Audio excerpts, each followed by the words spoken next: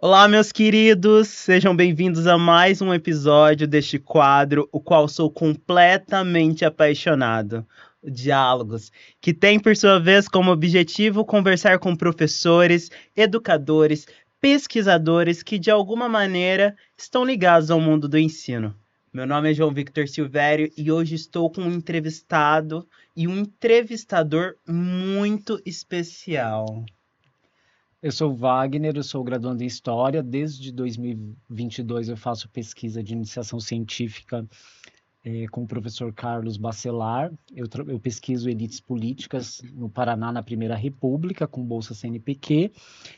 E agradeço muito o convite na figura do professor Daniel Gomes de Carvalho e do João, e também ao professor Rafael.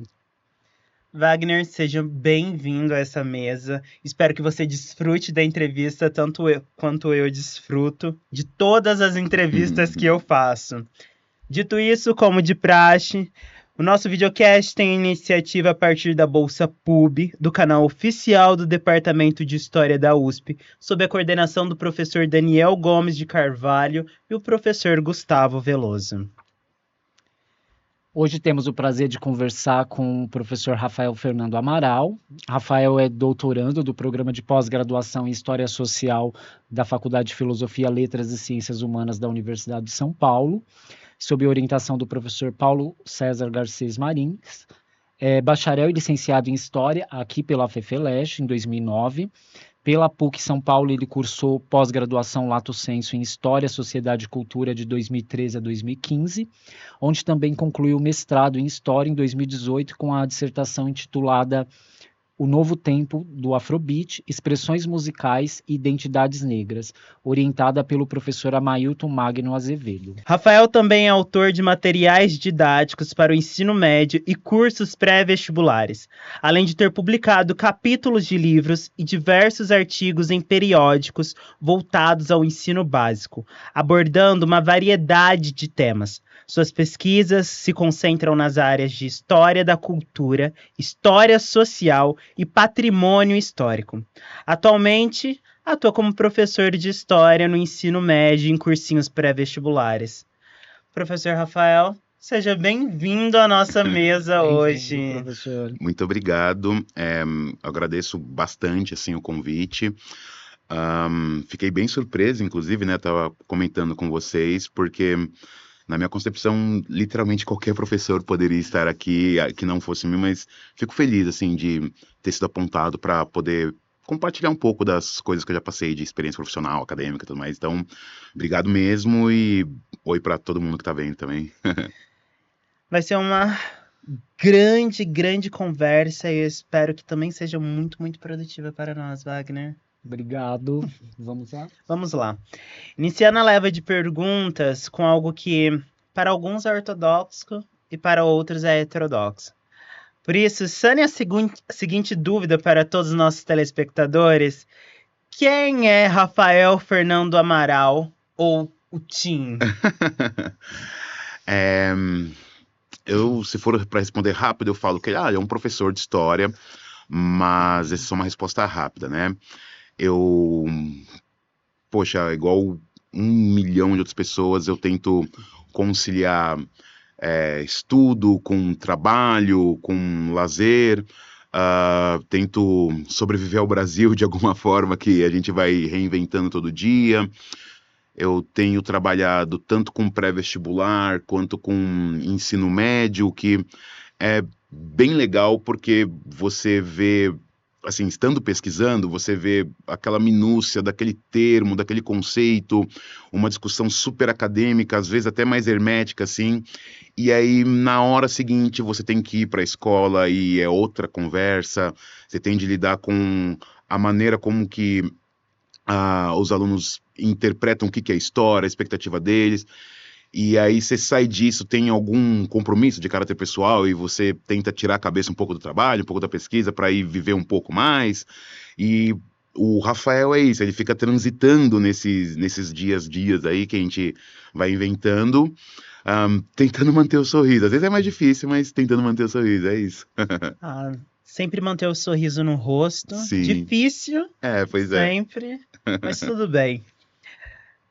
Período de graduação, professor, possui seus momentos de paraíso, mas também de inferno astral, que eu diria. O senhor poderia elencar alguns desafios que você enfrentou, mas também como que foi o seu processo de graduação? Ó, foi maravilhoso, tá? Puxa, acho que as coisas que eu queria fazer na graduação eu consegui fazer, seja no âmbito dos assuntos que eu queria estudar, dos temas que eu queria compreender melhor, ou de temas novos que eu só fui descobrir na universidade e tive condições de ir atrás de umas leituras a mais, de umas conversas. A faculdade, para mim, ela abriu um leque muito assim, gigantesco de perspectiva de visão de mundo mesmo, né? Quando você entra na universidade, você não sabe o que vai ser a universidade, você não sabe exatamente o que é fazer uma faculdade de história, você vai estudar o quê. E na hora em que você vai tendo dimensão da multiplicidade de temas, das múltiplas abordagens, assim, isso vai abrindo várias portinhas que você às vezes entra em uma e sai, entra em outra, fica um pouco mais. E para mim isso foi assim sensacional. As pessoas que eu conheci também, a minha turma, a minha geração, né, lá do começo dos anos 2000, também são pessoas maravilhosas, grande parte delas ainda converso até hoje, me possibilitaram, assim, entender o que eu estava tendo de informação nova e conversar a respeito disso, sem ficar fechado só nas minhas impressões, assim, fazer aquela até na troca, tal, os debates que a gente gosta, né?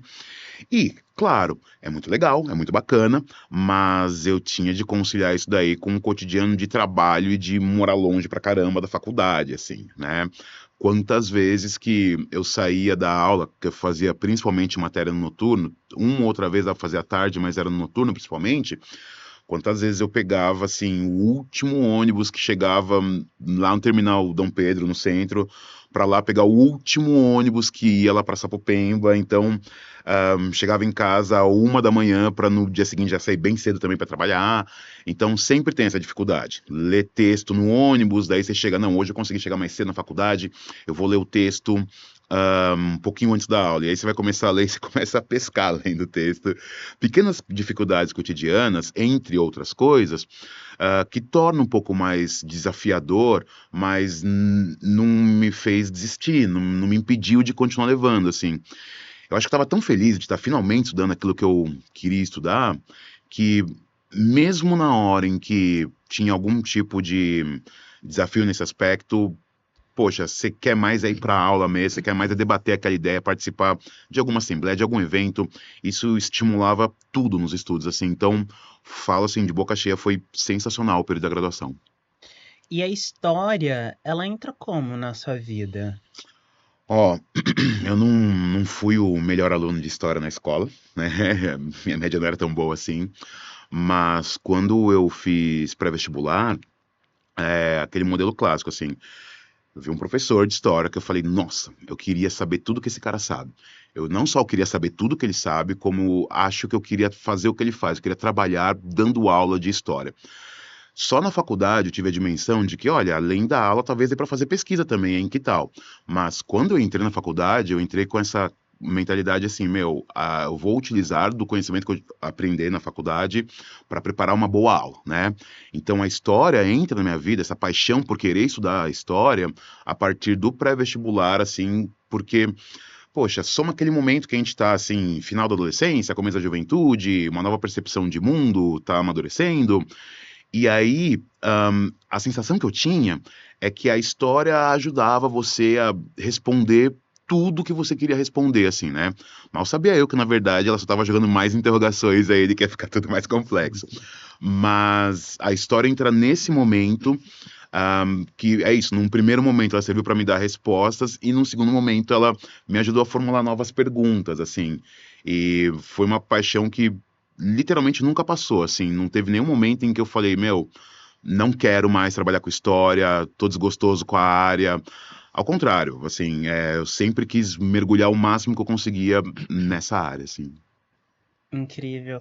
E Wagner, eu já respondi essa pergunta aqui, mas eu quero saber de você. Como que a história entrou na sua vida? Então, eu estava até conversando com o professor. Eu prestei vestibular em 2004. Só que a universidade ela era uma outra universidade, né?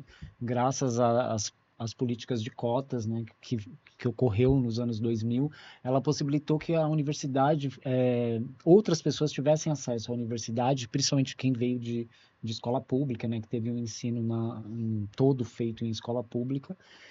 Mas nesse momento eu não passei, eis que 20 anos depois eu entrei em 2022 para o curso, né? E tem sido uma experiência muito, muito legal. Bom. Eu gosto Pro- porque essas. Desculpa. não, Eu gosto de fazer essas perguntas porque são respostas diferentes. Cada um que vem aqui responde uma coisa diferente. Então eu já respondi também. Que Aham, eu não. Que o meu enfoque sempre foi o mundo da educação, e sim. não a história em si. Aham. E que a história era só um pezinho para que eu entrasse nesse mundo louco da educação, Exatamente. maravilhoso ao mesmo tempo. Professor, aproveitando que a gente está falando de educação, de escola, você tem uma experiência tanto na docência, no ensino básico, quanto nos cursos pré-vestibular e também na elaboração de material didático. Você poderia contar para a gente um pouco sobre essa trajetória, considerando principalmente num ponto que você já tocou anteriormente, essa distância entre a pesquisa acadêmica, né, entre o que fazemos na universidade e a realidade da educação básica, né? Como que você percebe que a gente pode aproximar ou como que se dá essa relação? E como que essa distância ela influencia ou não, na sua opinião, no processo de trabalho, né, da pesquisa e elaboração desses materiais didáticos para o ensino básico ou para vestibular? Claro, claro. É, eu costumo pensar o seguinte, assim, apesar de todos nós trabalharmos e estudarmos história, esse negócio chamado história, ele é mais do que um guarda-chuva, ele é um céu gigantesco e embaixo dele tem muitos campos diferentes e que, na minha opinião, eles precisam dialogar. Se não houver diálogo, não há sentido no que a gente vai fazendo, né? Eu não acho, por exemplo, que a gente tem em algum momento de, hum, de empobrecer a discussão acadêmica para tornar mais acessível. Eu acho que se tiver empobrecendo uma discussão, é pior para a discussão, é pior para o tema. Mas eu acho que precisa sim, de alguma maneira, tornar mais acessível, né? Da mesma forma, eu acho que apenas olhar para o setor. Eu vou falar daquilo que eu trabalho, que é a educação básica, né? Olhar para o setor da educação básica como sendo um setor que apenas consome uma quantidade de conhecimento produzido no mundo acadêmico, eu também não acho adequado. Eu acho que no setor de educação básica se produz muito conhecimento também por outros caminhos que não os caminhos acadêmicos, né? E o que eu tento fazer, com todos os meus erros, é buscar as possibilidades de meio termo nisso aí tudo, ou seja, na hora em que eu tô lendo um autor que a gente estava conversando agora há pouco, né, o Stuart Hall, por exemplo. Tô lendo Stuart Hall discutindo sei lá o que das identidades culturais lá da Inglaterra dos anos 70. Só que, curiosamente, nessa aula eu vou dar uma aula sobre formação cultural no Brasil colonial. Eu quero ver se é possível inserir essa discussão. Ou então, na hora em que eu for voltar a ler algum acadêmico de algum campo específico, eu quero ver se aquela conversa que eu tive com os meus alunos em sala de aula, se aquilo surgiu algo, gerou alguma possibilidade de luz mesmo, para aprimorar minha discussão acadêmica, né? Eu fico tentando fazer isso, por exemplo, ao trabalhar com educação, quer queira, quer não, você, de várias formas diferentes, está trabalhando com comunicação. E como qualquer comunicação, o canal tem que ser fluido, assim, tem que fluir a comunicação. Se ela ficar travando, seja numa conversa muito hermética, seja num desinteresse, a comunicação não vai dar certo. Ao mesmo tempo, na minha opinião, para pesquisa acadêmica, sabe? A pesquisa acadêmica, ela também tem que buscar algum tipo de diálogo com os mais variados aspectos que não estão circunscritos à academia. Trabalhar traduzindo aquilo que é feito na universidade para alunos do primeiro ano do ensino médio, que tem lá seus 14 anos de idade, ou para alunos de pré-vestibular, que às vezes já tem 25 ou mais anos, sabe? Não só no momento da aula, mas na hora que você vai produzir um material que você tá de olho nas discussões mais inovadoras que está acontecendo na academia, mas tem que produzir esse material, o texto escrito, numa linguagem que seja acessível mesmo, literalmente, do rapaz lá de 14 anos até o colega professor que vai usar esse material para preparar a aula, tudo isso faz com que você, dia após dia, vá se colocando essa busca por um meio de campo, essa busca por um caminho que não empobreça nenhuma discussão, mas que consegue fazer algumas conexões entre esses campos diferentes dentro desse mesmo céuzão aí da história. É muito interessante, professor, e eu penso, até, não sei se você concorda, mas assim, a gente precisa tirar esse peso que é sempre dado, né, à produção, principalmente escrita, né, produção de artigo, e a sala de aula, que também é um trabalho que tem o seu valor, e também a produção de conhecimento, como você mesmo disse, né, então fica sempre que a aula que é dada, né, ela tem um peso menor do que aquela produção que é feita em forma de artigo, né, em publicação em anais, né, isso é muito interessante isso, né, porque ela está produzindo conhecimento também, né. Sim, poxa, todo mundo que pesquise, que trabalha, seja numa aula em si do formato de educação básica, ou na universidade, ou numa palestra que seja, na hora que você está comunicando aquilo que você está estudando, você está pensando a respeito, então você está formulando conhecimento também. Isso aí pode gerar um conjunto de raciocínios que você vai utilizar na sua pesquisa, né? Mas, além disso, tem um aspecto que, vamos dizer assim, é um pouco mais estratégico, né?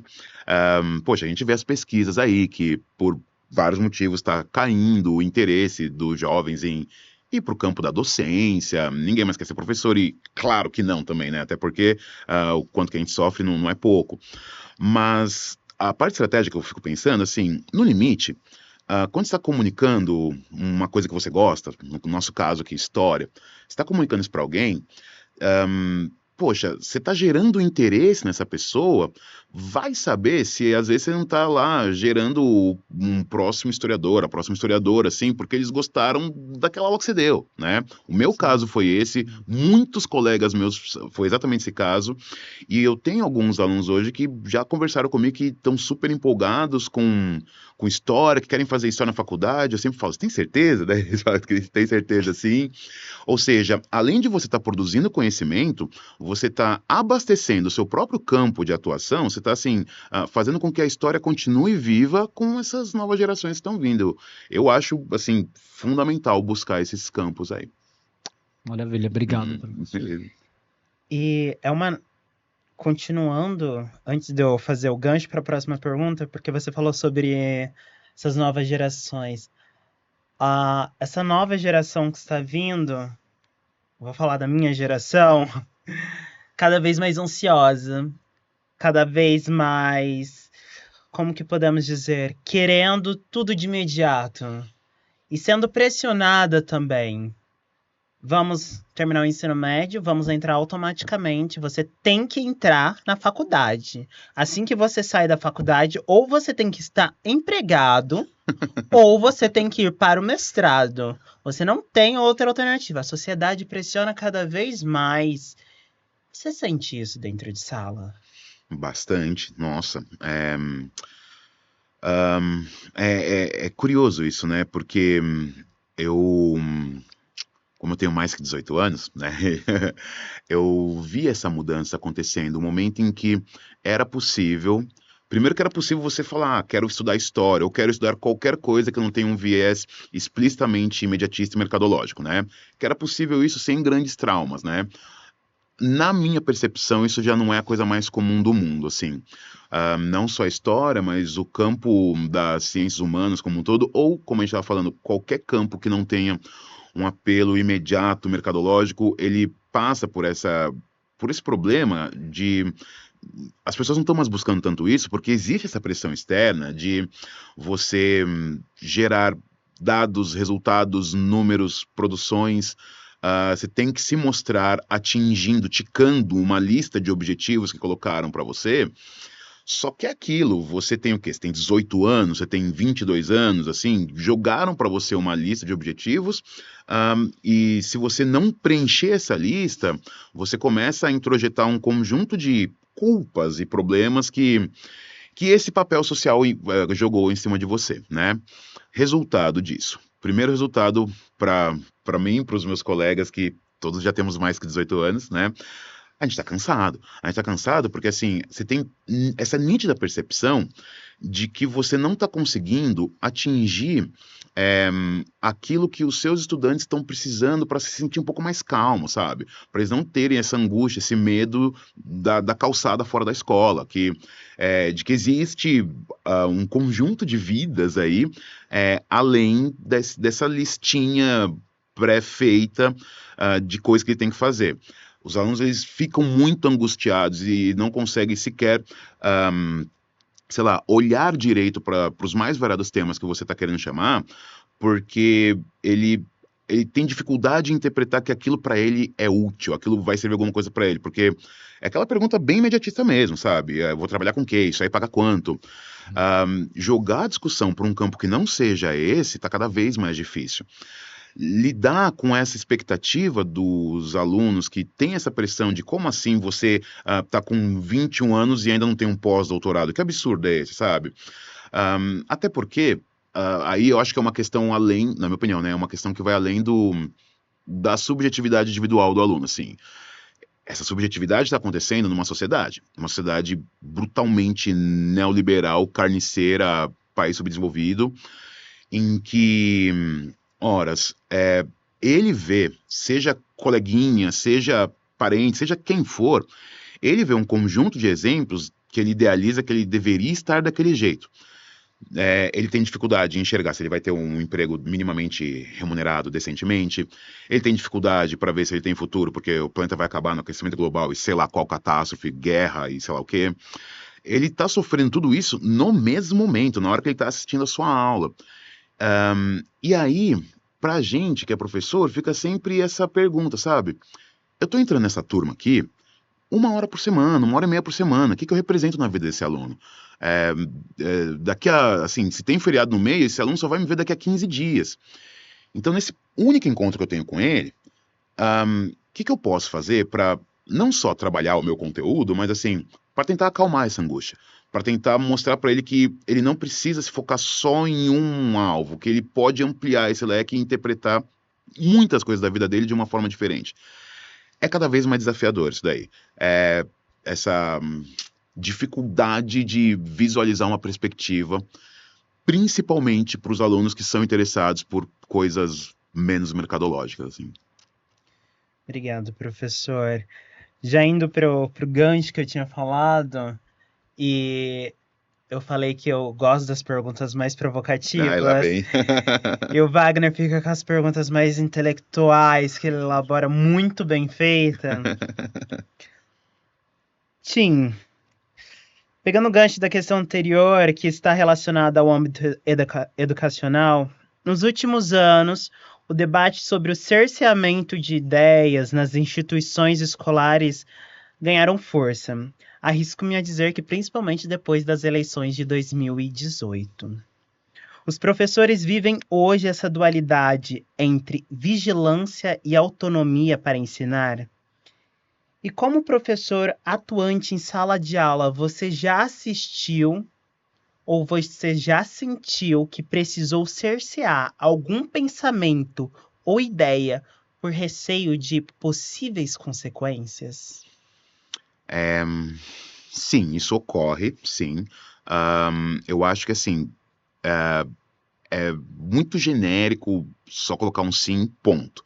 Mas, tá, então vou ser genérico. Sim, ponto. Isso realmente ocorre. No país inteiro, em qualquer cidade que você for, não vão faltar exemplos desse cerceamento à profissão de professor, assim, literalmente de qualquer disciplina, não é só do campo das humanas, né? Individualmente, eu nunca passei por nenhum caso mais grave em relação a isso. Eu já tive, sim, de moderar e modelar alguns discursos aqui e ali, algumas interpretações, já fui alertado de reclamação dos responsáveis, lá, dos familiares responsáveis pelos alunos. Isso é até normal, até, e tudo bem, porque, assim, eu acho que o meu papel de professor é, poxa, trazer para os estudantes um conjunto de assuntos que não faz parte do cotidiano deles, e que às vezes isso naturalmente vai conflitar com o panorama prévio que ele já tinha, né? E até agora eu dei muita sorte, assim, os meus coordenadores sempre conseguiram, assim, deixar bem claro que o papel deles de coordenadores, nas escolas que eu já trabalhei, nos cursinhos que eu trabalho ainda, que é o papel deles de coordenadores lidar com a situação dos familiares dos alunos e que, para mim, assim, dar sua aula com tranquilidade. Isso eu me sinto bem privilegiado nesse aspecto de nunca tive nenhum problema mais grave que isso. Só que a gente não está numa ilha, né? A gente está vendo o que está acontecendo por aí. Ahm, por exemplo, já tive colegas que foram demitidos de escolas porque usaram um termo que uma família de aluno não gostou e resultado demissão, né? Já tive colegas que um jornal fez uma reportagem sobre um vídeo de YouTube que a professora passou para os alunos e essa professora também foi demitida. Ou então, isso tá vindo da minha cabeça porque semana passada eu estava conversando disso com uma amiga minha, né? Não só pelo viés, que a gente está mais acostumado a ficar atento todos os dias, dessa questão do patrulhamento ideológico mesmo, que criou-se, né, o espantalho do professor comunista que quer devorar todo mundo, enfim. Isso, assim, até dá para dar risada, sabe? Eu tava brincando com os meus alunos isso essa semana. Falei, gente, tô doutrinando vocês, por isso que hoje a gente vai conversar sobre o camarada Marquês de Pombal, sabe? Tipo, pura doutrinação, sabe? Mas estava falando com uma amiga que, assim, na escola dela, ela enfrentou problemas gravíssimos com familiares de alunos para poder falar lá de religiosidades afro-brasileiras, sabe? Ou seja, por um viés religioso também. E tem muitas formas como isso acontece. Às vezes essa forma mais escancarada, que até pega em rede social, tipo, o professor é silenciado, o professor é demitido, tal. Isso acontece toda hora, né? Mas tem as outras formas também. Orientações que você recebe, quando está escrevendo um material, alguns toques, olha, talvez seja melhor ir por um outro caminho, assim. E não por maldade quem está vindo falar com você, mas porque seja esse material, seja a sua aula, está circulando por um público que esse público não é você e seus amigos, sabe? Você não está conversando entre nós três aqui, que a gente gosta de tudo e viva a história. Você está conversando com uma galera que, por vários motivos, aprenderam a desconfiar da gente. Já tem isso, sabe? Do professor, doutrinador, monstrão, né? Tem outro desafio também, que é o que a gente vive cada vez mais, que é, para que serve o professor nesse momento de inteligência artificial e sei lá qual tecnologia, assim. Então, se você, na minha opinião, se você meramente ignorar que está enfrentando esse tipo de realidade e não souber como trabalhar o seu discurso, você acaba caindo em interdições, em impedimentos, você não consegue mais jogar as ideias que você gosta tanto para uma grande quantidade de pessoas. O problema é exatamente isso. Qual que é o limite exatamente entre eu estou modulando o meu discurso e eu estou me autocensurando, sabe? Ou então eu refiz essa aula ou esse texto com base naquela orientação, ou eu fui censurado. E isso eu estou pensando em um conjunto de casos que eu vi, que eu passei, etc, etc. Mas saindo dessa experiência individual e olhando para a situação do Brasil, é uma guerra contra os professores. É literalmente assim, é organizada a coisa. Não é uma pessoa aleatória falando loucuras que vai virar meme depois. Não. Existem grupos com CNPJ devidamente organizados com esse foco de censurar, de fiscalizar produção de material didático, o que os professores falam em sala de aula. A concepção que eles têm do que seria uma educação correta, ou do que seria o que deveria ser ensinado na concepção deles, é completamente oposta a qualquer tipo de estudo minimamente mais saudável que a gente tem. Eles estão mais preocupados em adequar a educação a um conjunto de visões que eles têm lá, do que de fazer isso que a gente gosta de, conhecimento gera mais conhecimento, que gera mais dúvidas, que gera mais perguntas. Eles não querem isso. Então, é uma realidade que trabalhar, seja no ensino público, seja no ensino privado, você tem de lidar, assim. Existe uma sociedade que, a priori, não gosta muito do que você está falando. Obrigado, professor. Professor, então pensando no ofício do historiador, pensando agora na sua pesquisa de mestrado, você trabalhou dentro da perspectiva da história cultural, com a trajetória do Fela Kuti, né, esse musicista, multi-instrumentista, né, nigeriano do século XX, uma das figuras mais importantes para a música, e você pensou nessa pesquisa a influência em produções musicais, né, na cultura das periferias urbanas brasileiras. Eu gostaria de saber o que despertou o interesse por esse tema, o que te influenciou nisso. E aproveitando que o Wagner está dizendo, você trabalhou justamente com um gênero musical, o Afrobeat. Um gênero musical, o Afrobeat. Você poderia explicar o contexto também em que esse movimento musical e político surgiu? Quem foi seu criador e quais foram as principais influências que contribuíram para a sua formação? Claro, poxa, obrigado pela pergunta, me faz revisitar esse tema aí do mestrado que, sinceramente, assim, desde que acabou o mestrado eu fiquei devendo bastante para ele, não voltei a mergulhar nele, então acho sempre legal falar a respeito, né? Então é isso, no meu mestrado eu tentei entender um pouco mais como que se deu a influência do Fela, né, e do Afrobeat nessas expressões musicais urbanas aqui do Brasil, né? Eu até falo isso pelo seguinte, é claro que eu tive que estudar um monte de coisa em relação ao Fela Kuti, conversar com pessoas que o conheceram, tudo mais, mas na verdade não era o Fela especificamente que eu estava pesquisando, eu estava pesquisando algo um pouco mais abstrato, que era a maneira como o Fela foi apreendido pelos músicos aqui do Brasil, né? Ou seja, a influência do Afrobeat aqui em expressões musicais urbanas pelo Brasil. Por que eu cheguei nesse tema aí? Quando eu terminei a graduação, eu literalmente não sabia o que fazer. Estava dando aula, trabalhando, tal. Então, ano que vem eu vejo isso. Ano que vem eu vejo isso, e foi passando. Poxa, já fazia uns 5 anos que eu tinha terminado a graduação e eu continuava sem qualquer ideia do que eu queria pesquisar. Não tinha nenhum tema que me dava um estalo, assim, não tinha nada. Ao contrário, o que tinha era era um monte de trabalho, me dando um monte de estalo, na verdade. Sim. E aí nossa, mas eu tenho que voltar para academia, não sei o quê. Não lembro exatamente como, mas eu sei que eu fiquei sabendo do curso lá de Lato Sensu, da PUC, e falei, vou fazer um Lato Sensu para pelo menos, sabe, tirar o ferrugem, né, vou voltar a estudar, o que foi ótimo para mim, na verdade, por 2 motivos. Primeiro que me colocou em contato com uma literatura que eu não conhecia ainda, me fez ver quais eram os temas que estavam sendo discutidos e, curiosamente, eram bem diferentes dos temas que eu lembrava da graduação, e mesmo os temas que eu lembrava eram com novas abordagens, assim, foi fundamental ter feito esse Lato Sensu aí. E no Lato Sensu foi onde eu conheci o Amailton, né, o Amailton Azevedo, que foi meu orientador no mestrado, que lá ele que me convidou, na verdade, assim, ele falou, você não tá estudando música e tudo mais, você não quer pesquisar alguma coisa mais ligada com Afrobeat, por exemplo? Daí eu falei, poxa, quero, até porque eu tava bem indecido, assim, que eu queria pesquisar alguma coisa ligada com samba, mas eu tinha essa percepção que, todo mundo já escreveu tudo que eu queria escrever, então eu não saberia o que escrever, não saberia mesmo. Daí eu falei, não, então tá bom, não vai ser o samba, então vai ser o jazz. Mesma coisa, assim, qualquer pessoa que tenha para escrever alguma coisa relevante, isso não serei eu, porque alguém já fez, então eu não sabia para onde ir. E eu falei, poxa, de fato, do Afrobeat não é tanta coisa publicada em português que a gente tem. E aí eu conversei com a Mailton e deu super certo, assim, ele foi bem parceiraço meu.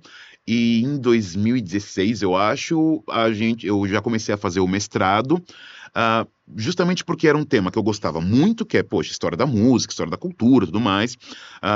O fator mais óbvio de todos, ser fanzaço do Fela Kuti, sabe? Assim, de falar, vou estudar alguma coisa que eu gosto bastante, sabe? Em determinados momentos da minha pesquisa, eu tive que conversar com o pessoal que, naquele momento lá, tinha bandas que faziam o Afrobeat aqui no Brasil, né? Daí, assim, é aquilo, né? Eu tive a experiência muito triste de, puxa, eu tive que ir para Salvador entrevistar músicos, tipo, tragédia, enfim. Então, assim, somou um monte de coisas bem legais, o que me fez gostar ainda mais do tema, né? E é aquilo, como você está estudando um tema, quanto mais você vai mergulhando, mais você vai vendo a dimensão dele, o quanto ele é muito mais amplo do que você achava. E como qualquer pesquisa, o quanto que essa pesquisa te joga 1 milhão de perguntas a mais do que as que você estava inicialmente, né? Eu, por exemplo, se eu fosse mexer no meu mestrado hoje, nossa, eu acho que eu o reescreveria 100%, assim, eu ia jogar fora e tentar fazer uma outra coisa, assim, porque tem um monte de coisas lá que não sei nem se dizer se é porque minha dúvida é outra, mas porque eu acho que eu já interpreto de uma outra forma, porque é um assunto muito amplo mesmo, sabe? Assim, poxa, você está falando do Fela Kuti. O termo Afrobeat, quem vai popularizar, quem vai cunhar mesmo o termo, foi o Fela, né? Só que tem uma parte semelhante, e parece que estou viajando, mas juro que não é assim. Tem uma parte semelhante entre o Afrobeat e o maracatu. Na verdade, a gente chega até nós como sendo, é um estilo musical, é um ritmo, né? O Afrobeat, o maracatu. Sendo que na verdade não. Poxa, o maracatu a gente sabe disso daí, é uma celebração com um caráter religioso, que expressa um conjunto de culturas assim, das mais ancestrais possíveis. E na verdade o Afrobeat também, sabe? Inclusive isso tem um conjunto de entrevistas do próprio Fela, do Tony Allen, do pessoal que continua movimentando o Afrobeat, que a pior coisa que pode acontecer é o Afrobeat se tornar mais um nome numa lista de ritmos da chamada World Music, Afrobeat, né? Que é um negócio assim, é esvaziar por completo, assim, né? Na minha interpretação, na hora em que você vê a maneira como o Afrobeat se faz para o mundo, e o nome principal disso é o Fela, ele não consegue ser desassociado de uma forte carga política de contestação a sei lá quantos tipos de opressão diferentes, assim, sabe? O Fela, literalmente, ele bate de frente e paga o preço com uma ditadura militar, sabe? É uma música essencialmente contestadora e que essa contestação vem completamente conectada com as visões religiosas que o Fela tinha do mundo também, as experiências, a interpretação, as cosmovisões ligadas com aquilo que o Fela acreditava. E que tudo isso está conectado, poxa vida, com as culturas negras espalhadas aí pelo Atlântico, né? Isso me chamou muito a atenção também, na hora que eu estava estudando essas coisas, assim, falando, né, o Fela no começo, ele gostava muito de se inspirar no próprio James Brown, no Miles Davis, etc. E eles falam a surpresa que eles tiveram, uma situação que o James Brown, que eles encontraram, a banda do James Brown foi, acho que para Nigéria mesmo, e eles falaram, a gente se inspira em vocês, sabe? Então, esse tipo de conexão, esses códigos culturais que dos lados diferentes do Atlântico vão se auto-influenciando, às vezes sem saber, vão somando, isso para mim era fascinante. E eu queria saber, e o que disso aí rolou pro Brasil? Quem que trouxe o Fela aqui pro Brasil? O que estava acontecendo, né? E, poxa, são nomes bem legais da música do Brasil, que começaram a trazer o Fela pra cá e falar, isso é um negócio que vem tendo cada vez mais força, que se chama Afrobeat, e a história do Fela junto. Assuntos que parecem que não fazem muita conexão com isso, mas que na pesquisa você vai vendo o que acontece. Por exemplo, não sei se dizer censura mesmo, porque eu nunca encontrei um prontuário dizendo, censura esse disco, tal. Nunca encontrei isso daí, pode ser que exista, eu não tenha encontrado. Mas naquele momento de ditadura militar, não havia abertura para essa produção do Fela aqui, sabe? Não havia mesmo. Mais do que isso também. É um momento que, assim, poxa, você está falando, creio, né, se está enganado, mas não teve nenhum outro artista do campo musical africano, do continente inteiro, que teve a dimensão e o impacto que o Fela teve, sabe? Seja no século XX ou mesmo até agora, no século XXI. E isso que me chamou a atenção, mas, poxa, demorou tanto para eu ouvir falar desse nome. Que a gente ouve falar, sei lá, seja Bob Marley, Jimi Hendrix, chega até a gente, mas o Fela eu nunca tinha ouvido falar. E eu tentei entender por que demorou isso e quem que começou a trazer o Fela para cá. Com isso, poxa, a pesquisa me colocou em contato com pessoas maravilhosas, além da parceira com o orientador, a Vanessa Soares e a Rosa Couto, que hoje elas estão na Funimayô, que é um grupo que trabalha com Afrobeat e só composto de mulheres, assim, é sensacional, sabe? Me colocou em contato com o pessoal lá de Salvador, como eu estava comentando, né? Do IFA, que também poxa, eles fazem um tipo de Afrobeat com umas questões das rítmicas lá de Salvador, que, na minha opinião, é diferente daqui do Sudeste. Ou com o pessoal do Rio de Janeiro também, assim, foi sensacional. E, na hora que eu tava lá, estudando, música, influência de música nigeriana em São Paulo, por exemplo, isso me ajudava a pensar outros campos da história. E quer queira, quer não, isso me ajudava a dar a minha aula de absolutismo lá, careta lá, pro ensino médio, assim, tinha super conexão. Então, para mim, foi esse trajeto, assim, e foi, assim, bem legal mesmo. A única coisa que eu não gostei é que o dia da defesa, eu não lembro que jogo que era, mas caiu no dia de um jogo da seleção, Copa do Mundo, e tava eu e que mais ninguém, assim. Mas de resto foi bem legal, assim. Maravilha, professor. Aproveitando, você toca, né, você acaba até respondendo um pouco da nossa próxima pergunta. Eu gostaria que você falasse um pouco, porque assim, você coloca, né, no seu trabalho que a música ela tem essa dimensão como um elemento nas culturas negras, como um meio de preservação da memória, que necessariamente não é um meio óbvio, né, porque Uhum, ele vai subverter, né, ele é por si um meio subversivo, né, porque ele vai ser contra, né, as tecnologias e toda forma de pensamento ocidental, né? uhum. E você coloca isso muito bem no seu trabalho.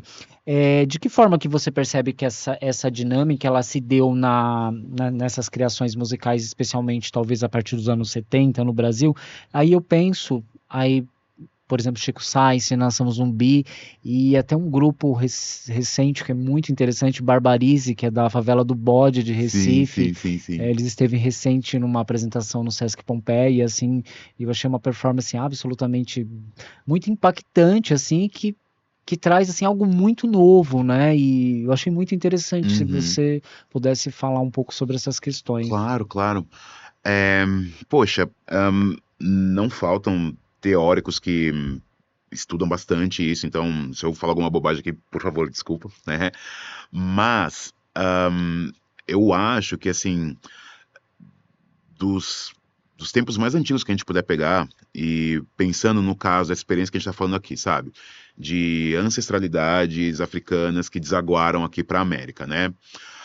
Seja a voz, a fala, o corpo, acabaram se transformando, acabaram servindo como elementos de preservação de memórias e de criação de novas memórias também. Elementos de produção de conhecimento, de transmissão de conhecimento, né? A música vem exatamente nisso, na minha opinião. É, ela foi uma forma de você preservar culturas, de você formar identidades, de você transmitir isso aí tudo, literalmente desde o primeiro segundo em que começaram a despejar nessa parte do planeta Terra, gente que tinha sido escravizado lá no outro continente e jogado para cá, né?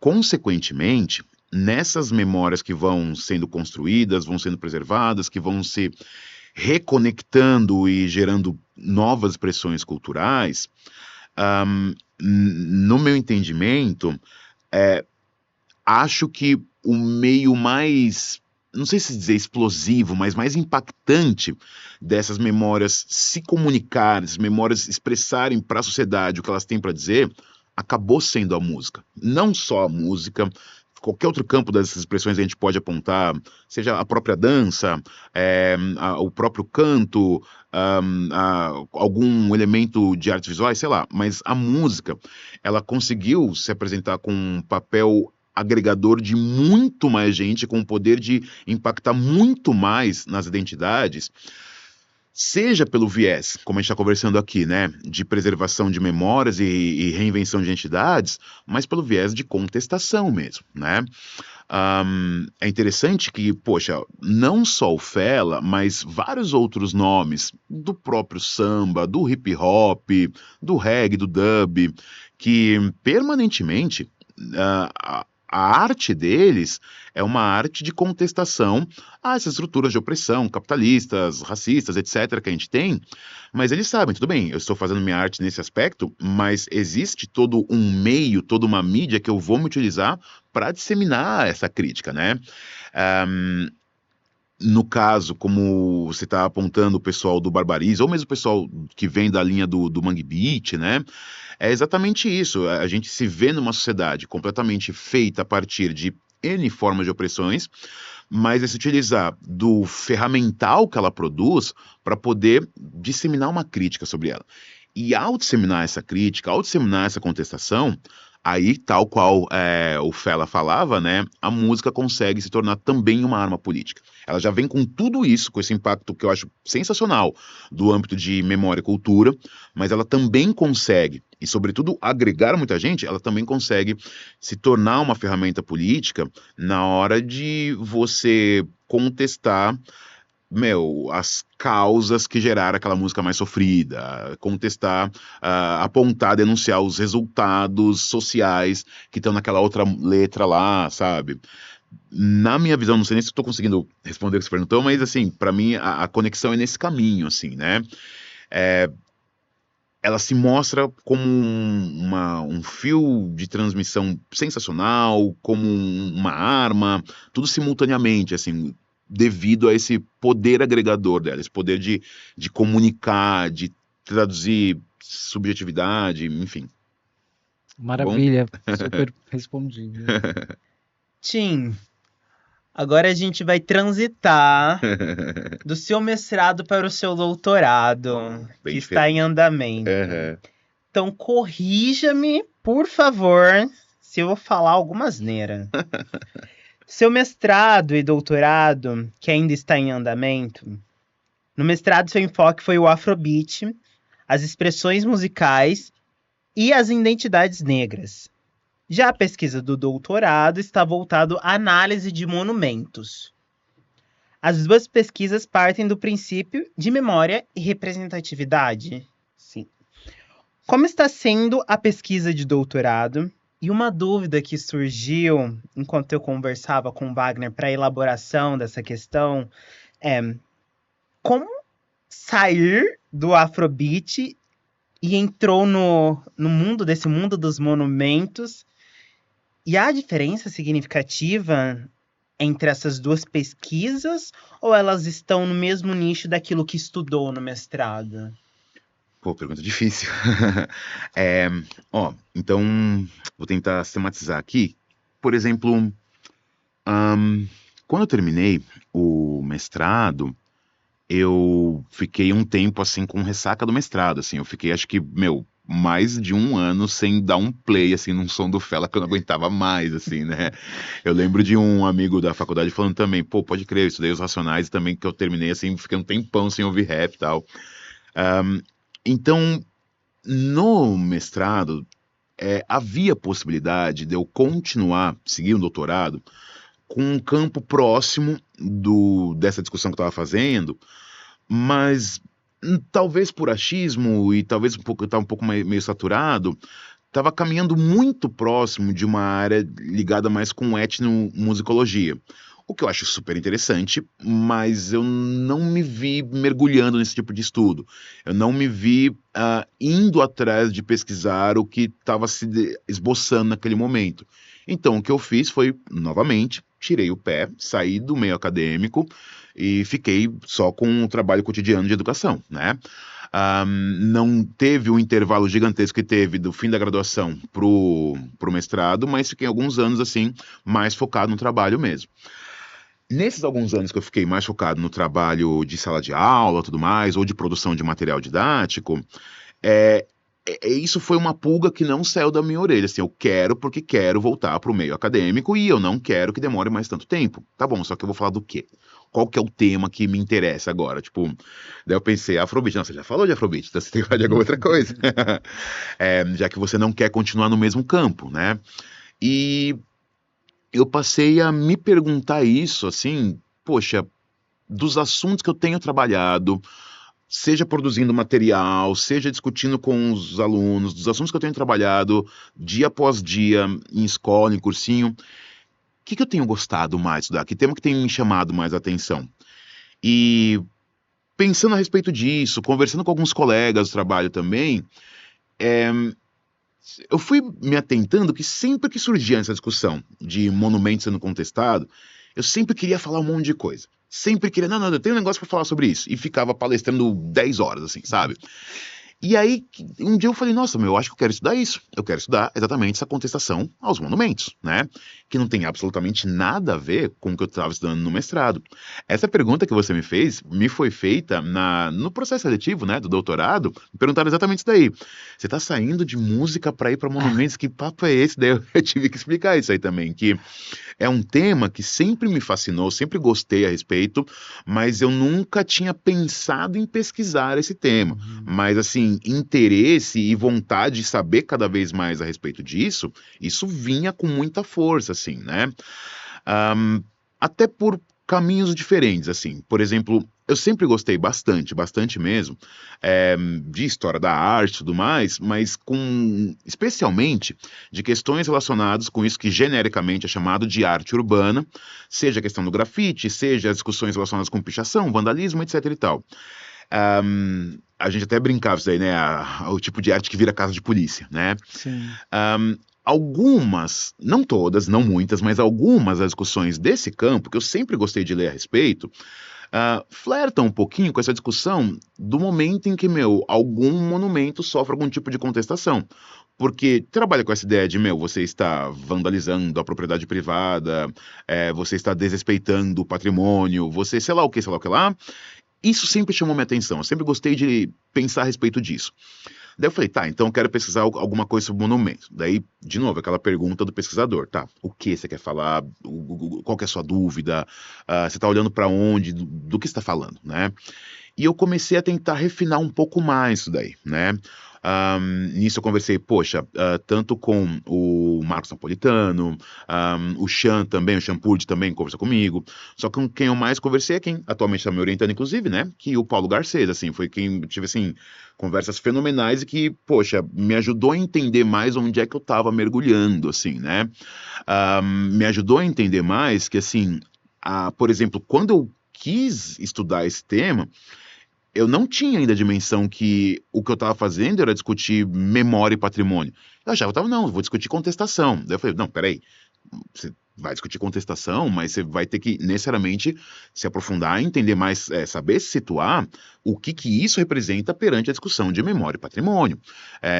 E aí eu fui tentando mergulhar um pouco mais nisso, fui tentando entender esses monumentos que eu estou olhando e a contestação a eles a partir da pesquisa, a partir da leitura, de acompanhar vários debates. É um tema que, na minha percepção, muita gente trata desse tema, muita gente mesmo, e gente com uma qualidade, assim, infinita, assim, sabe? Me vem uns nomes na cabeça, assim, que, puxa, é aquilo, né? Na hora que você lê o texto, você fala, nossa, eu queria ter escrito isso, né? Porque fica muito legal, assim, é uma discussão que eu acho muito rica, né? Mas, ao mesmo tempo, ele é um tema que ele passa por umas ondas, assim, umas oscilações. De repente, acontece alguma coisa que tem um apelo um pouco mais midiático, ligado com algum tipo de, tal monumento foi atacado, sei lá onde, e aí fica no máximo, um mês inteiro com um monte de publicação sobre isso, e chama o historiador para dar entrevista, e chama não sei quem, de repente ele desaparece, né? Eu percebi que eu estava olhando muito para esse impacto midiático e pouco para aquilo que a academia estava produzindo a respeito, para aquilo que os historiadores estavam falando a respeito. E aí eu comecei a olhar mais para isso e ter uma redimensão do que eu estava querendo estudar. E assim, é isso, eu estou no começo do doutorado, assim, eu estou no começo do meu segundo ano de doutorado, ainda estou nesse processo de coletar os materiais que quero coletar, investigar algumas coisinhas aqui e ali, selecionar a bibliografia. Já estou lá com alguns gigas de PDF que eu tenho medo de nunca ler. Meu Deus do céu, muita coisa para ler. Nossa. Mas, assim, tenho gostado cada vez mais. Assim, eu estou com uma percepção que, sei lá, no que isso vai dar, mas é uma escolha que eu não me arrependo. Assim, esse tema mais e mais vem me fascinando. Assim como as pessoas que já pesquisam esse tema antes de mim, assim, é uma mais legal que a outra, assim, tem dado muita sorte nesse aspecto, inclusive. Deixa eu só fazer um comentário. Professor, duas coisas que me chamaram muita atenção, que agora eu fui me dar conta. Você é a primeira pessoa a estar aqui que você rompe um padrão de sair da graduação e praticamente ter entrado no mestrado e depois do doutorado.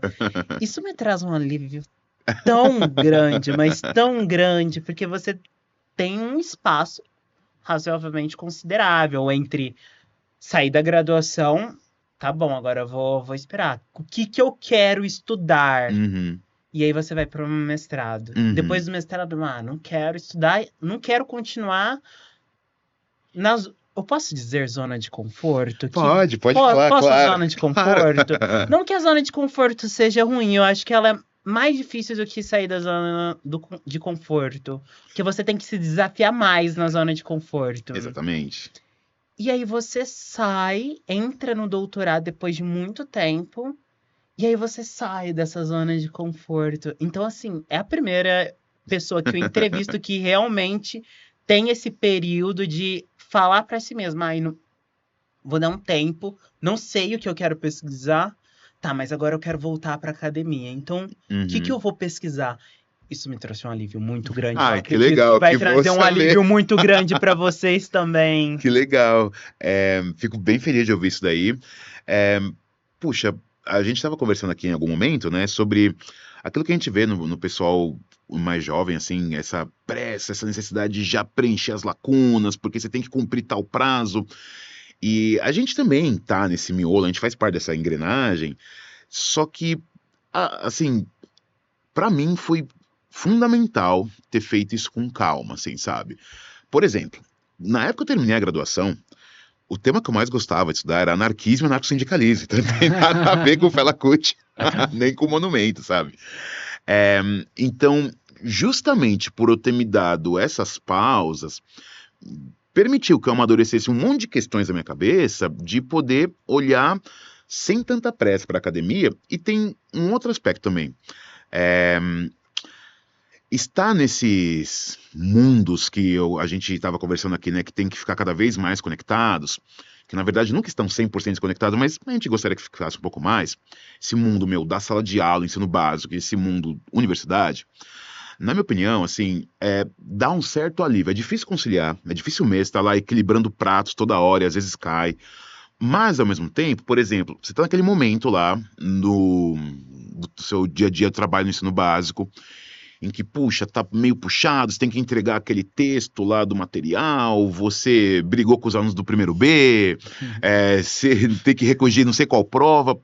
Tem aquela situação de estresse que te dá uma calma, de você poder pensar, ai, pelo menos tem a produção acadêmica, que legal, que é estudar as coisas que eu gosto, né?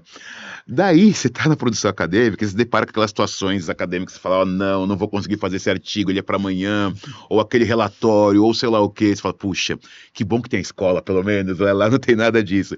Esse tipo de joguete, assim, ele parece que não, mas ele dá uma tranquilidade, você, assim, você não deve nada pra ninguém. Você não tá com uma pressa assim, nossa, se eu não entregar isso vai acabar meu mundo. Não.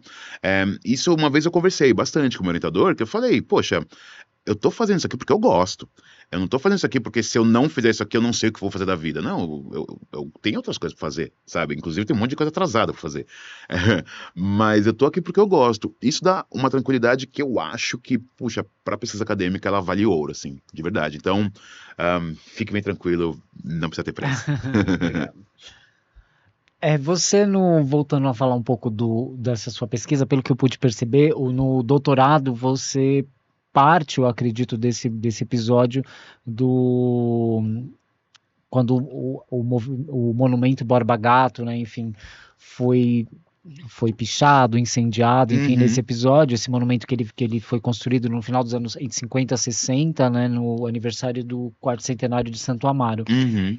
Daí, a partir desse episódio, você, nos últimos anos, você tem feito uma discussão, né, através de história pública, publicando vários artigos em periódicos, né, principalmente para estudantes, que traz essa discussão, esse debate, né, entre seria uma tentativa de revisão histórica, uma forma de reparação, ou é um vandalismo, né? Então, pensando no contexto brasileiro e no contexto norte-americano, estadunidense, né? Como que você avalia, né, o papel dos monumentos públicos na construção dessa memória coletiva E eu acrescento pensando assim, especialmente na cidade de São Paulo, né? A centralidade de onde estão esses monumentos, né? Quais espaços, o tamanho, onde eles estão e o que a gente pode pensar a respeito disso. Sim, vou tentar não misturar aqui, que veio um monte de coisa na minha cabeça agora que você está falando, e assim, seja em relação ao Borba Gato, lá na zona sul da cidade de São Paulo, em Santo Amaro, né? Seja lá em Charlottesville, o monumento que já foi retirado já do Robert Lee, ou lá em Bristol, né, o monumento do Edward Colston, que também foi retirado, está em museu, onde a gente quiser elencar, assim, né? Primeira coisa, da maneira como eu tenho interpretado, assim, eles refletem um tipo de cidade que não é que não existe mais, mas é uma cidade de uma outra época. Um tipo de cidade do final do século XIX, virada para o século XX, no qual a forma em que as elites que controlavam essas cidades tinham de afirmar a sua memória sobre a sociedade, afirmar a sua narrativa de construção de Estado Nacional, de formação de identidade, aquela famosa discussão da comunidade imaginada, enfim, uma das formas mais efetivas que havia era colocar um monumento gigantesco em praça pública para todo mundo ver, né? Não foi nesse momento que isso foi inventado, tá? Claro que não, isso aí você tem desde a antiguidade, enfim. Mas nesse tom de, precisamos aqui não apenas colocar um monumento para a galera lembrar que é o rei que manda, mas de colocar os heróis nacionais desse Estado liberal burguês, ou então desse Estado independente latino-americano, aquela cidade da segunda metade do século XIX foi espaço privilegiado para, vamos falar quem são os novos heróis e moldar a identidade, moldar a memória nacional, ergue um monumento gigantesco aí. De quem? De alguém que a gente vai decidir que esse alguém é o herói, né? A maior leva dos monumentos que estão sendo contestados internacionalmente, globalmente, eles estão exatamente nesse recorte aí. Segunda metade do século XIX, primeira metade do século XX. Claro que tem uns mais para lá, uns mais para cá, mas a maior parte é isso daí. Para aquela concepção de cidade. Atualmente, eu acredito que grupos que controlam as estruturas de poder, em qualquer cidade que você olhar, não é um monumento que determina a maneira como ele manipula a identidade de um grupo, a opinião de alguma coisa. Ele usa de outras ferramentas, né? Seja dos meios de comunicação do século XX, seja dos meios de comunicação e tecnologias digitais do século XXI, enfim. Só que o monumento continua lá. E eu digo isso pelo seguinte, mais e mais, quando eu vejo essa discussão sobre os monumentos, ela é uma discussão que, para historiadores e pessoas desse campo de história, cultura, etc., ela é uma discussão muito cara. Para pessoas envolvidas nisso aí, ela é uma discussão muito cara, com umas bandeiras gigantescas. E para o mundo real, whatever, sabe? Mais e mais eu vejo que, assim, pessoas que não estão familiarizadas com esse tipo de discussão que a gente faz no campo acadêmico, que às vezes é muito hermético, ela não quer que o monumento seja destruído, não porque ela defende a memória escravista, não. É porque ela faz parte de um tipo de mentalidade que, você tá destruindo o patrimônio público. Eu acho aquela estátua uma bonita, não queria que você destruísse, sabe? É nessa chave, não na chave que ela está defendendo a memória do genocida. Não. Esse tipo de discussão atravessa bastante a pesquisa que eu estou fazendo, porque uma das coisas que eu estou tentando perguntar é, ok, monumentos criam e preservam, sim, memórias, monumentos criam e afirmam, sim, identidades, e, portanto, eles estão sempre em disputa, porque as memórias e as identidades estão em disputa. É tudo uma questão de qual grupo, naquele momento, tem o poder de preservar aquele tipo de expressão de memória, aquele monumento, ou qual grupo, naquele momento, tem o poder de tirar aquele monumento dali de alguma forma, né? Mas, enfim, aquilo vai sendo mantido, vai sendo preservado, e o que eu estou tentando entender é exatamente isso. Sabendo das coisas que a gente sabe hoje, ou seja, nós não estamos mais na São Paulo dos anos 1890, dos anos 1920, em que quase não havia contestação à afirmação dessa heroicidade dos bandeirantes. Ao contrário, a gente está num momento em que é mais do que conhecido, é fartamente comprovado as ações extremamente violentas contra povos nativos, povos negros que os bandeirantes adotaram. Não é a maior novidade do mundo isso daí. Então, o que eu estou tentando entender mas para os grupos que defendem que o monumento permaneça exatamente onde está, como está, sem ninguém encostar nele. Para os grupos que no limite defendem que o monumento seja eterno, eles acreditam na eternidade de um monumento, sabe? Que é justamente aquilo que os monumentos não são, eles não são eternos, mas enfim. É, o que eles querem com isso? Isso aí, eles estão defendendo isso por quê? O que esse tipo de defesa, o que movimenta esse tipo de defesa, o que esse tipo de defesa expressa em relação a vieses políticos, a concepções ideológicas, isso aí está vinculado com o quê? Por exemplo, se é tão notório assim que esses monumentos contestados é porque representam indivíduos que, sei lá, prejudicaram um grupo de pessoas em alguma época da história, se é tão sabido disso assim, então por que esse tão sabido assim fica restrito entre poucas pessoas e para a maior parte da população essa informação não chega? Para a maior parte da população, não faz sentido você contestar aquela estátua tão bonita que está enfeitando a rua, que a rua já é tão feia, sabe? Como que esses grupos, portanto, que defendem esse tipo de preservacionismo irrestrito, conseguem fazer com que essa narrativa se torne hegemônica, mas assim, hegemônica mesmo, sabe? Do que eu consegui entender até agora, eu vejo que, assim, quase ninguém fala de derrubar o monumento. Assim, é um número restritíssimo, assim, pouca gente fala, meu, derruba isso aí. Mas a maior parte das pessoas fala, meu, vamos problematizar isso daí. Seja fazer uma ação educativa no entorno do monumento, mas uma ação permanente, seja deslocá-lo para museu ou parque, ou alguma coisa, assim. Isso, do que me parece até agora, é o que tem... é a versão majoritária. Mas tem esse grupo, e não é pouca gente, que fala, meu, tem que ficar como tá, do jeito que tá, não há nada de errado isso daí. E aí é interessante que, assim, na concepção desse grupo, na hora que o monumento é contestado, você está fazendo um revisionismo histórico, está tentando apagar a história. Na minha interpretação é o contrário disso, né? O que eu vejo que as contestações a esses monumentos, nessa disputa de memórias que existe, elas estão querendo justamente afirmar memórias que foram silenciadas. Estão tentando afirmar interpretações que historicamente foram silenciadas e mostrar, olha, na verdade, você heroicizar, sei lá, qual personagem, isso sim é apagar a história. E outra coisa, como qualquer campo de produção de conhecimento, ainda bem que ele é revisionado, ainda bem que ele é revisitado e que os critérios mudam. Então, sim, está acontecendo uma revisão da maneira como ele está sendo interpretado, não no sentido de apagamento, mas no sentido de falar, olha, essa memória expressa nessa pedra aqui, ela afirma um conjunto de valores que a sociedade atual não concorda tanto, supostamente não concorda tanto.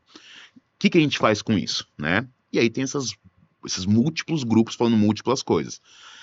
Tentando fechar e sintetizar isso daí,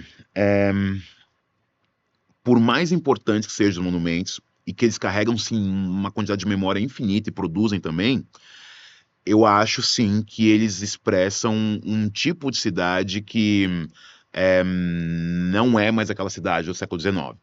Acho que o efeito que eles tiveram naquele momento de moldar identidades, outras ferramentas fazem isso hoje. E sendo assim, as pessoas que mais estão envolvidas nesse debate são pessoas que, de alguma medida, já estão familiarizadas com essa discussão do campo ou político ou historiográfico. É a maneira como eu tenho interpretado, assim. Maravilha. Acho que são questões incontornáveis, né, para a historiografia que a gente, para a sociedade, né, para a história, né, que a gente tem que pensar, e eu acho que é uma pesquisa super atual, né, que acho que vem no momento para a gente olhar para a nossa cidade de uma forma diferente, de maneira muito crítica, né, em relação a isso. Concordo, exatamente. E os monumentos vêm sendo, exatamente como o professor disse, problematizados cada vez mais, discutidos cada vez mais. Percebi isso quando aconteceu aquele evento, acho que foi no Chile, que derrubaram o monumento. Eu não sei o nome do monumento, gente. Putz, lá derrubaram tantos monumentos dos anos pra cá. Eu acho que foi esse. 2019. Sim. Que inclusive colocaram a bandeira Mapuche bem no topo do Exatamente. Sim. Bom, professor, nós passamos pela graduação, nós passamos pela educação, pelo mestrado, pelo doutorado. E agora eu entro num bloco único aqui, de uma única pergunta. antes de nós entrarmos no final, que para mim é muito importante, acho que vai trazer para pessoas que estão assistindo também. Música, culturas negras, preservação de memória e transmissão de saberes ancestrais são 4 termos citados em perguntas anteriores. Quando Wagner elaborou essas questões, imediatamente pensei, uau, que você utiliza esses elementos muito potentes na construção e na afirmação. Talvez quem esteja assistindo ache que seja uma pergunta boba ou até óbvia demais. Mas o que essas pessoas nunca esperam é a resposta por trás. O gueto, a comunidade, a africanidade, o blues, o rock, o jazz, a música afro também se faz presente em parte de seus discursos, entrevistas, palestras e, acredito eu, que até mesmo em sala de aula. Gostaria que compartilhasse conosco, claro, até onde você se sentir à vontade. E vou falar, como eu falei para a professora Betânia, não poupe palavras, por gentileza.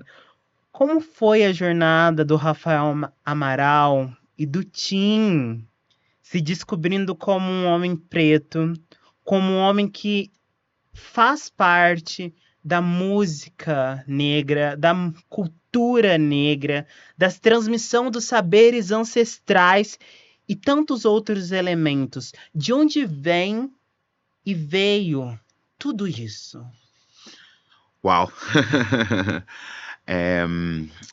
Vem desde a minha infância por conta da minha família, assim, né? O meu pai, ele foi músico, era um homem negro, né? E ele foi músico, sempre atuou com rodas de samba, com forró, e outras vertentes aí. Então, literalmente, desde pequenininho, eu já estava lá no batuque, gostando da festa, assim, né? Aí isso foi se acrescendo o fato que a minha avó, ela foi mãe de santo, né? Então, assim, eu cresci mergulhado nisso daí, e não só nessa questão do elemento, a expressão da cultura, a expressão da música, mas deles dois, e também da minha mãe, e também da minha tia, me puxando a orelha, falando, você sabe que para os negros é mais difícil, né? Toma cuidado com isso e aquilo. Porque eles estão preparando um menininho para a vida, assim, e numa sociedade extremamente racista, tem que dar esse alerta mesmo, tem que dar esse toque. Não só comigo, mas também com meu irmão, etc, né? Então, eu fui me fazendo e sendo feito nesse caldeirão em que nunca teve nenhum disfarce, sabe? É um mundo complicadíssimo, por você ser uma pessoa negra, ele é complicado sei lá quantas vezes mais, e se você tá no mundo, você vai ter de lidar com isso, né? Aquilo que pessoas negras conversam bastante entre si, né? Da necessidade do duplo, do triplo esforço para chegar no mesmo local, sabe? Aquilo que às vezes a gente usa os termos, né? Tal da síndrome de impostor. Síndrome de impostor é até um nome bem bonito, mas para um negócio assim, velho, que é muito mais antigo que assim, você vê uma sociedade que permanentemente duvida de algumas coisas que você faz, duvida que você seja capaz de fazer de várias formas diferentes. Um conjunto de pressupostos, seja em ambientes de trabalho, em ambientes de lazer, em ambientes privados, públicos, enfim, em que o pressuposto é que não era para você estar vivenciando aquela situação. Há uma surpresa na hora em que você não está seguindo aquele papel social pré-determinado, racializado, etc, etc. Toda hora é isso, todo momento é isso, e foi assim que eu acabei sendo feito, né? Foi assim que eu fui crescendo. Por exemplo, eu lembro direitinho, em algum momento da adolescência, que os meus professores, e aí eu digo professores da vida mesmo, ou seja, o Racionais e o Bob Marley, né? A galera que mais me ensinava coisas, que mais falava coisas que eu queria ouvir, A hora que eu entendi que tinha uma conexão disso aí tudo, não só com a questão da pobreza, da classe social, mas a questão da raça mesmo, sabe? Na hora que você vê que aquela letra de música tão interessante lá, do Bezerra da Silva, na real é uma pancadaria social que você fala, nossa, cara, olha o que ele tá falando. Na adolescência, na hora que eu comecei a me ligar nisso daí, isso nunca mais saiu, assim, não foi uma coisa, ai meu, então acho que eu vou mergulhar para um campo que não tem esse tipo de. Eu não quero pensar muito nisso. Eu falei, não, eu quero justamente entender mais isso daí, né? Saber o que eu tô sentindo, porque, poxa, também não é nenhum segredo, isso é super estudado. Isso gera um efeito subjetivo extremamente negativo nas pessoas negras, sabe? É bem difícil lidar com isso. Na hora em que você percebe, meu, quer dizer, então tem uma sociedade contra a gente? É, tem. E lide com isso com a tristeza que você tiver que mastigar aí. Um, Nesse meio campo, eu consegui, nesse meio tempo, melhor dizendo, eu consegui, para mim, assim, ir buscando essas músicas que eu sempre gostava, essas expressões outras culturais que eu sempre gostava, e tentar conseguir traduzir de uma maneira que fizesse sentido para me explicar no mundo e para tentar dar uma resposta do que era a sociedade. Foi meio que assim, nesse momento, adolescência, fim de adolescência, que foi exatamente como a gente começou conversando, o momento em que eu comecei a gostar de história. E consegui encaixar aquelas várias angústias, aquelas várias questões que eu vim carregando desde criança, mas principalmente na adolescência, consegui encaixar isso numa explicação um pouco maior, assim, ligado com relações de poder, que eu não enxergava antes. Então, o que eu fui fazendo ao longo desse meu trajeto foi, primeiro, nunca me esquecer disso. Segundo, sempre tentar deixar claro que isso está sim presente, não é fingir que não está presente que vai resolver nada. Mas, ao mesmo tempo, tentar não deixar que as conclusões negativas que a gente tira disso me jogasse para baixo, sabe? Que é muito fácil a gente ficar permanentemente triste com isso, porque, meu, é só murro na testa, sabe? Então fui tentando me blindar disso das maneiras como eu consegui. Foi a partir disso que eu gostei tanto de falar desses termos e conceitos aí. Na hora que a gente fala de ancestralidade, pra mim isso não era um conceito vago, não, velho. Eu tava pensando na minha avó, saca? Na hora que eu falo, não, porque as rítmicas negras, eu tô lembrando do meu pai, sabe? Isso pra mim sempre valeu muito ouro, assim. Na hora que eu falo, puxa, talvez determinado monumento não expresse muito bem aquele grupo sou eu, sabe? Somos nós. Isso é a minha história, sabe? Isso aí é a maneira como eu consegui me expressar aí na minha trajetória. Eu não vou falar nada, porque se eu falar alguma coisa, talvez eu saia alguma lágrima por aqui, mas Meu Deus. suas palavras têm muita força, muita potência e servem de inspiração para mim e para tantas outras pessoas Que e legal. tantos outros garotos e garotas negras que estão vindo e chegando nesse mundo e faz parte deste mundo. Muito obrigado mesmo. Poxa, fico muito feliz de ouvir isso e fico, de novo, muito agradecido, não só pelo espaço, que a gente gosta bastante desse espaço para falar, mas foi muito agradável essa conversa que eu gostei bastante, bastante. Então, também tá quase caindo um cisco no meu olho aqui, na verdade. Obrigado mesmo. Então, entramos agora na reta final das nossas perguntas. E a gente gostaria de saber quais são como está o andamento da sua pesquisa, o doutorado, e o que você tem feito academicamente no momento. E também para encerrarmos com aquela chave more, depois de tudo isso que conversamos, também quero que você deixe 3 recados para os seus alunos que estão ingressando na universidade, que irão ingressar nos cursinhos preparatórios e para quem está deixando a universidade também. Tá certo. Essa pergunta é difícil.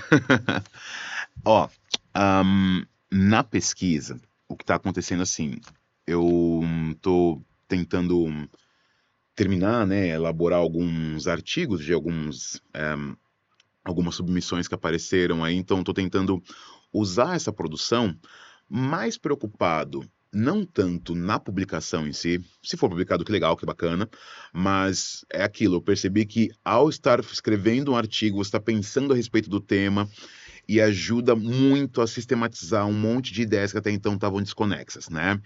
Na hora que você faz aquelas leituras, na hora que você analisa as fontes que você está analisando, na hora em que você faz aquele debate, vem muita coisa na cabeça, vem um monte de caminhos diferentes, e quando você para tentar escrever aquilo, você está se forçando a sistematizar, tem me ajudado muito, assim, muito. É, assim, claro que a gente sempre fica pensando, né? Poxa, esse artigo que eu estou escrevendo, por quê? O que eu quero fazer com ele, né? Onde eu quero, como que eu imagino que ele seja lido, tal. Mas vem lateralmente, sempre junto com isso, uma melhora na escrita, no pensar do seu tema. Então, eu tenho feito isso. Além disso, né? Eu consegui, agora em 2025, ter acesso a um conjunto de documentos relacionados com o monumento ao Borba Gato, que ano passado eu não tinha dimensão deles e deu mó certo, assim, as pessoas com quem eu conversei foram super solistas comigo, então isso está me dando um redimensionamento, eu tô assim, até me perguntando se estava fazendo as perguntas corretas antes, sabe? Mas estou dando essa repensada aí no tema com base nessa análise das fontes, e tô tentando também participar dessas atividades desse meio acadêmico que acontece. Por exemplo, no começo do ano eu fui um dos ministrantes dos mini cursos de verão que a FEFELESH faz, né? Sim. Fiz um curso justamente sobre essa discussão de monumentos e contestações. Vou participar também com um curso semelhante a esse no Simpósio Nacional de História da AMPU, na UFMG, no meio do Sim. ano. Vira e mexe em algumas atividades aí que a gente é convidado, em algum momento acredito que eu participo de uma atividade no Museu de Ipiranga também, então é aquilo que quem está na pesquisa sabe, você vai tentando conciliar o estudo, a pesquisar mesmo, porque, poxa, você está pesquisando um tema, ele tem que sair legal essa pesquisa, mas conciliar isso com produção, né, e também com participação de eventos, eu estou tentando equilibrar essas coisas aí, né. Junto com isso, eu venho tentando conciliar tudo isso daí com o dia a dia do trabalho do ensino básico mesmo, seja do pré-vestibular que eu tô, seja do ensino médio que eu tô também, né? É bem difícil porque não tanto pela complexidade das coisas, mas o bom e velho fator tempo, assim, sabe? Tem aquele tempo que você queria ler aquele artigo a mais ou analisar não sei o quê, ou meramente dormir, e que não, na verdade você está preparando aula ou você está corrigindo. É conciliável, é viável, só que evidentemente se você não está nessa situação de trabalho assalariado, você tem mais tempo para pesquisar, é meio uma coisa liga a outra, sabe? E tem dado tudo certo até agora, sabe? Até agora, apesar de uma correria aqui e outra ali, um prazo um pouco mais apertado, até agora ninguém chegou para mim e falou: Meu, que absurdo que você fez, como você perdeu. Até agora não aconteceu isso, então vamos torcer para não acontecer, né? E tentando somar as respostas, então, né? O que eu diria para alunos meus ou para qualquer pessoa que esteja ingressando na faculdade? Eu diria, primeiro, assim, calma.